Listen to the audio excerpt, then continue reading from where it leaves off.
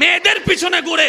আরে মেয়েদের পিছনে তো পুরুষ ঘুরতে পারে না, বরং পুরুষ তো তারা যাদের পিছনে মেয়েরা খোঁজে, যার বাস্তব প্রমাণ ইউসুফ আলাইহিস সালাম। পুরুষ কেমনে মেয়েদের পিছনে ঘুরে? পুরুষ কখনো মেয়েদের পিছনে ঘুরতে পারে না। আর সত্যিকার ভালো মেয়েরা কখনো ওই পুরুষ পছন্দ করে না, ওই ছেলে পছন্দ করে না যেই ছেলে আত্মসম্মান বিলীন করে ভিক্ষুকের মতো রাস্তায় দাঁড়ায় থাকে, ইফটিজিং করে, অন্যায় করে, মেয়েদের পিছনে ঘুরে। ভালো মেয়েরা তাদেরকে পছন্দ করে না। নিজের ওয়েট বজায় রেখে চলবেন, এমন ভাবে তৈরি করেন মেয়ের বাপ যেন আপনার আয়সা কয় আমার মাইয়াটা ল, তোরা আমি মাইয়ার জামাই বানাইতাম চাই, তুই আমার ফুলা হ। আল্লাহ তোমাকে আর রিজালু কাওয়ামুন আলান নিসা বানিয়েছেন, তোমাকে আল্লাহ অভিভাবকের দায়িত্ব দিয়েছেন। তুমি যখন ভাই তখন তুমি বোনের অভিভাবক, তুমি যখন বাবা তখন মেয়ে ছেলের অভিভাবক, তুমি যখন স্বামী তখন স্ত্রীর অভিভাবক, তোমার বাপ যখন থাকবে না তুমি ঘরের বড় ছেলে, তুমি ঘরের অভিভাবক। তো অভিভাবক তো প্রধানমন্ত্রী। যুবক ভাইরা যা করছো করছো, আজকে থেকে নিজের প্রেস্টিজ নষ্ট করার মতো এমন কোন কাজ করা যাবে না। আত্মসম্মানে আঘাত লাগবে এমন কোন কাজ করা যাবে না। আজকে থেকে প্রত্যেকটা কাজ করার আগে মনে যাই চাক, মনে যাই বলুক, চিন্তায় যা আসুক, একটা প্রশ্ন নিজেকে করবা, আচ্ছা এই কাজটা করলে আমার আল্লাহ কি খুশি হবে, আমার নবী কি খুশি হবে? যদি অন্তর বলে আল্লাহ এবং নবী খুশি হবে, বাস চোখ বন্ধ করে ফেলো। আর যদি অন্তর বলে আল্লাহ নারাজ হবে, যতই যা বলুক করার দরকার। তো তুমি নিজের সম্মান দেওয়া, নিজেকে সম্মান দেওয়া শুরু করো, আল্লাহ দেখবা যে তোমার কেমন ভাবে সম্মান দিবে তুমি কল্পনাও করতে পারবে না। যে নিজের দাম নিজে বুঝে না, সমাজও তাকে কখনো দাম দেয় না। আপনাদের কি বিরক্ত লাগতেছে ভাইয়া? কষ্ট পাচ্ছেন আপনারা? এবার আল্লাহ তাআলা আপন নিয়মে দয়া করে মায়া করে বানালেন আমাদের বাবা আদমকে। সুবহানাল্লাহ, একটু জোরে জোরে বলতে হবে।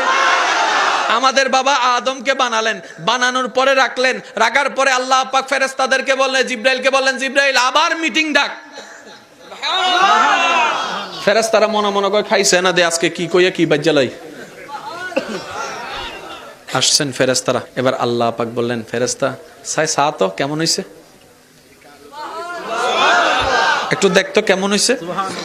ফেরেশতারা সর্বপ্রথম আমাদের বাবা আদম নবীর চেহারার দিকে, অবয়ব গঠনের দিকে তাকাইয়া অবাক নয়না তাকিয়ে শুধু বলতেই আছে সুবহানাল্লাহ ওয়ালহামদুলিল্লাহ ওয়ালা ইলাহা ইল্লাল্লাহ ওয়াল্লাহু আকবার ওয়াল্লাহু আকবার ওয়াল্লাহু আকবার ওয়ালা হাওলা ওয়ালা কুওয়াতা ইল্লা বিল্লাহিল আলিয়্যিল আযীম। ফেরেশতারা বলে, মওলা তোমার দয়ায় প্রথম আসমান দেখেছি, দ্বিতীয় আসমান, তৃতীয় আসমান, সপ্তম আসমান দেখেছি, জান্নাত দেখেছি, সিদরাতুল মুনতাহা দেখেছি। তোমার দয়ায় মওলা অনেক সৃষ্টি, অনেক প্রাণী দেখেছি, কিন্তু আমাদের ফেরেশতার নজরে এত সুন্দর গঠনওয়ালা সৃষ্টি জীবনেও দেখি নাই। আপনি সেই সৃষ্টি। মাশাআল্লাহ মাশাআল্লাহ, আর একটু জোরে বলেন না সুবহানাল্লাহ। এবার অনেকে কইব আমি তো কালা, আমি তো একটু বাইট্টা। সাপের চোখ আছে, মানুষের চোখ আছে, আপনারা বলেন কারটা সুন্দর?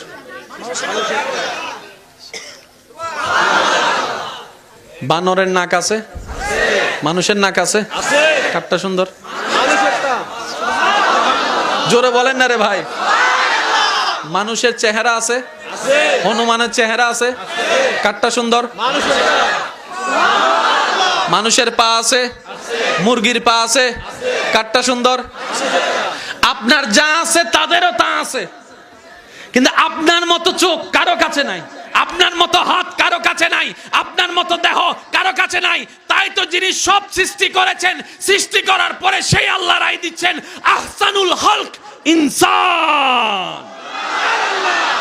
আমি আল্লাহর সৃষ্টিতে সবচাইতে স্ট্যান্ডার্ড এবং সবচাইতে গোছানো, সবচাইতে সুন্দর সৃষ্টি আমি আল্লাহ। সব সৃষ্টি করার পর রায় দিলাম মানুষ, মানুষ, মানুষ। ইসলামে চুলের 3টা স্টাইল দিয়েছে, 1450 বছর ধরে এখনো পর্যন্ত সেই স্টাইল চলতেই আছে, পরিবর্তনের পর। এবার বলেন যে স্টাইলের সম্মান নাই। এখানে মনে করেন একটা মোবাইল হারাই গেছে, কে লইছে কেউ জানে না। আপনার নজর কি কখনো একজন আলেমের দিকে যাবে? না হুজুরুল লইছে। কিন্তু কেউ একজন যদি আমার মতো এদিকে কাটটা ফ্যান ট্যান ফাটা যদি থাকে এমনি এমনি করে, লাল চুল কালা চুল এই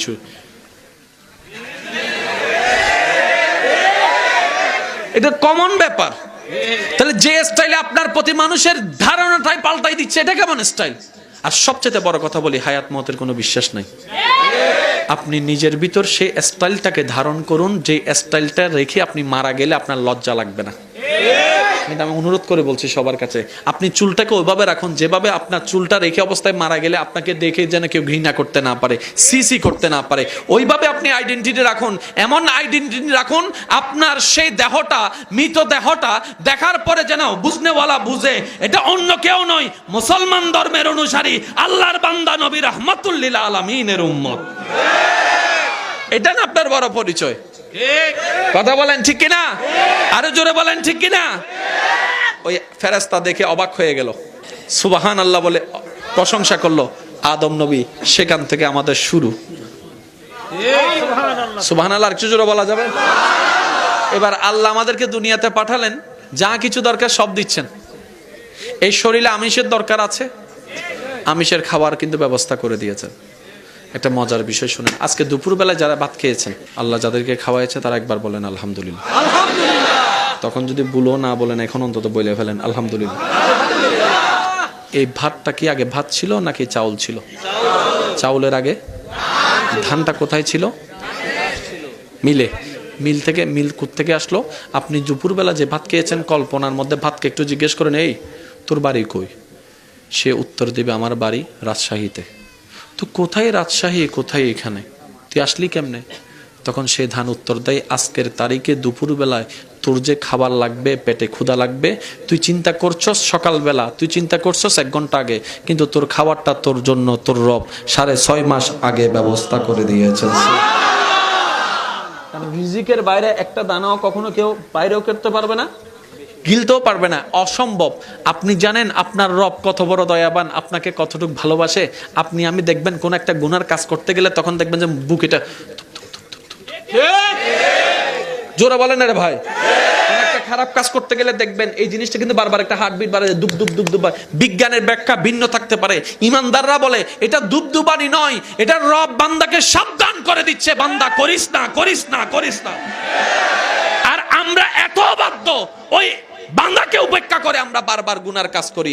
তিনি তো রহমান, যিনি হাজার গুনাহকে দেখো উপেক্ষা করে রহমতের পর রহমত দিচ্ছেন, রিজিকের পর রিজিক দিচ্ছেন, সম্মানের পর সম্মান দিচ্ছেন। তিনিই তো রহমানুর রহিম, বলেন না সুবহানাল্লাহ।